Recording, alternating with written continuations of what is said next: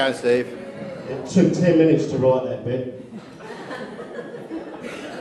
I just want to say I'm very, very nervous. The mic doesn't work. I've been worried about this for weeks and weeks, and now it's finally here. I'm absolutely petrified. You'll be right, mate. I don't know why Colin chose me to do this. He knows I've got an absolute fear of public speaking. I've only got up in front of a crowd of people once before, and that time all I had to say was guilty.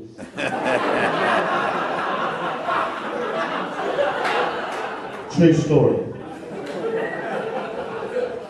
I do, however, feel very privileged to be here in these wonderful surroundings on this very special day.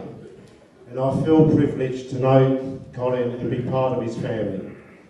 He's a great bloke and I really love him to death. He does, however, have a couple of very, very annoying habits. The first one, I know, but he always thinks he's right. And quite often he is, but he always thinks he's right. So it makes it a little bit funnier when he actually does stuff up something. And the last time I was here in Tanunda, Colin said to me and my wife and Angela, I know this great restaurant. We'll pop out there tonight. I know the owner, Al. He's a fantastic bloke. And sure enough, we turned up and it was a great restaurant, great food. As we walked in, the owner comes up to him. G'day, how are you? G'day, Al, he said. Come and have a sit down, have a drink with us, and he did. We were sitting there chatting with him most of the night, and as the night went on, Colin called Al over 4 or 5 times. Sat down and chatted with us. Now I thought something was a little bit wrong towards the end of the night, and I said to Colin, I don't think his name is Al. I said, of course it is. I eat here all the time. His name is Al. And we had this 10-minute argument, and Christine, my wife, agreed with me. Angela agreed with me. We didn't think his name was Al. Everyone was too embarrassed to get up and actually ask what his name was. And Colin said, it's all right, got a brainwave. His name's on the sign outside. So I couldn't wait to finish up and go out. When we walk outside, first thing I do is look at the sign. Sure enough, Al. But it was followed by a fresco.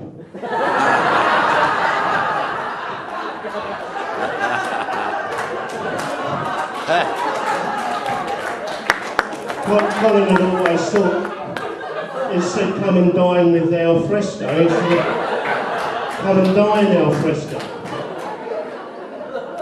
And we've never actually found out what his name was, so hopefully it's not Al, because then he would have been right all along anyway.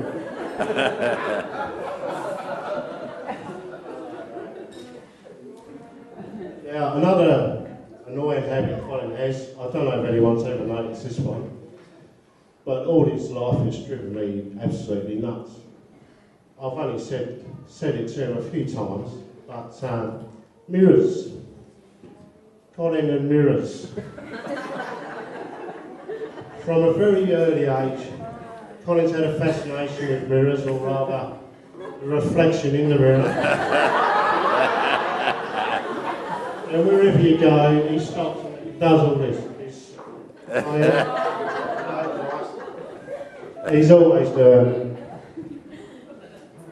You walk down the main street with him, you lose him 15, 20 times because he's looking in one of the street signs or one of the mirrors in the windows. Every single time we go out. Even as a tiny baby. And when babies are crying, when they're crying for an hour, hour and a half, you can't get them to sleep. You drive them round in a car for 2 hours, that's what most people do. But not Colin, you just showed him a mirror and he shut up straight away. It's like, oh, bugger me, 6 months old, he's on. That's all right. And he's always done it, and he carries on doing it to this day. I bet he does it at work as well. Colin, this machine's only running at 14,000 bottles an hour. Oh, is it? Oh, well, it's got a nice bit of stainless steel on it, hasn't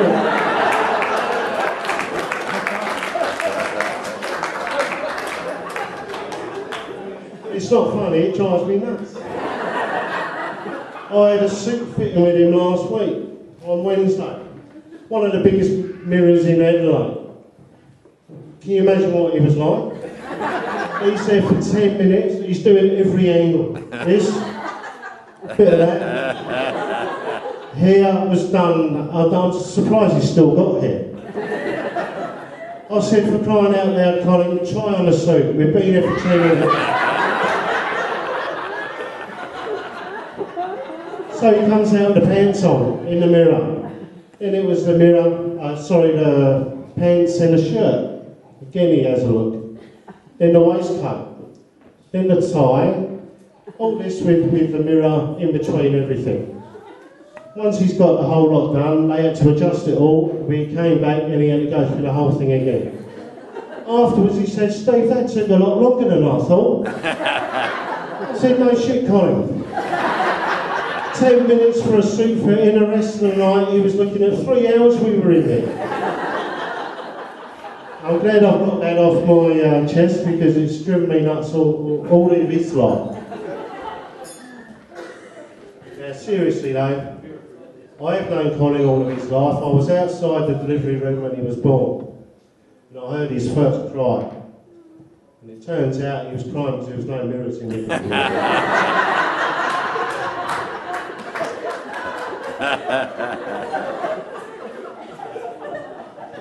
Now I've been a part of Colin's whole life and I'm his uncle, but he's always been like a brother to me.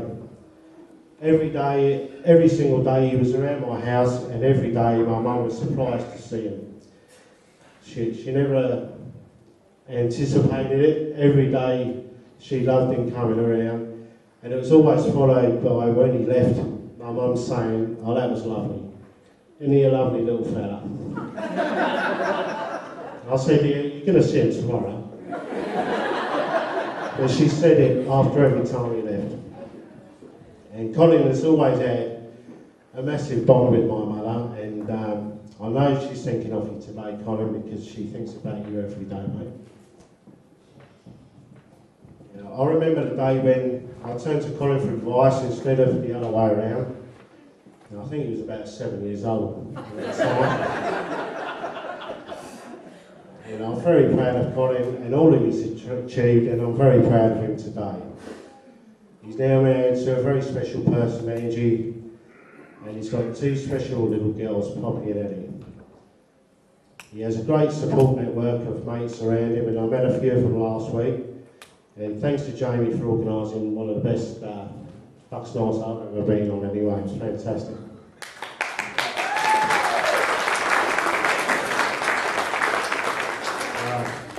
I don't know the future of the wine industry in Australia, but I know the beer industry is safe over here after last week. So it's not as great as nice in the country. Now I have a couple of messages to read out. Back in my day they were called telegrams, but these ones were delivered by Google.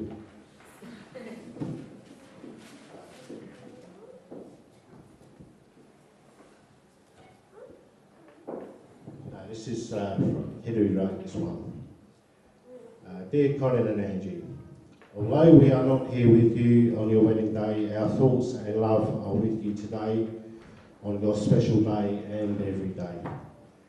May all of your hopes and dreams come true, that true love stands the test of time and keeps you strong through rain and shine. For precious moments to fill each day, to touch your life in every way. For you the sun will be shining and the songbird will sing like never before. Wishing you share a lifetime of happiness together. Our thoughts and love are with you always. Mum and Dad in England. And this one's from your brother Lee. Dearest Colin and Angie, even though we are far away, we feel like we are there celebrating on your special day. Maybe this be the first beautiful day of many more to come, and remember that secret to a happy marriage is a good sense of humour and a short memory.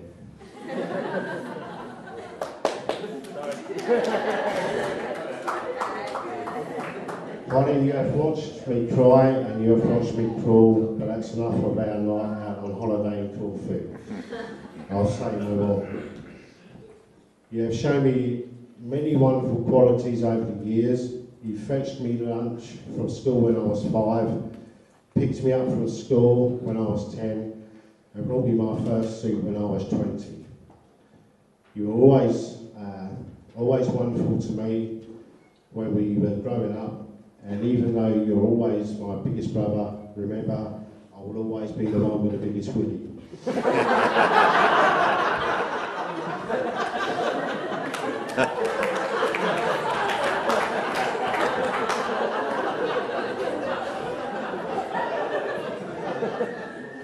Best of luck, Colin and Angela, and we'll be raising a toast for you both today, wishing you lots of love, hope and happiness. Remember, we love you very much and hope all of your dreams and wishes come true. Lots of love, Lee, Arto and Elsa.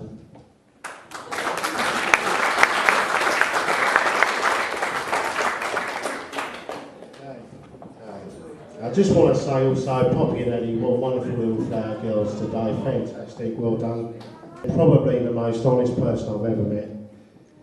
He's my nephew, Colin, and thank you to everyone for that, and hope you have a great evening. Thank you.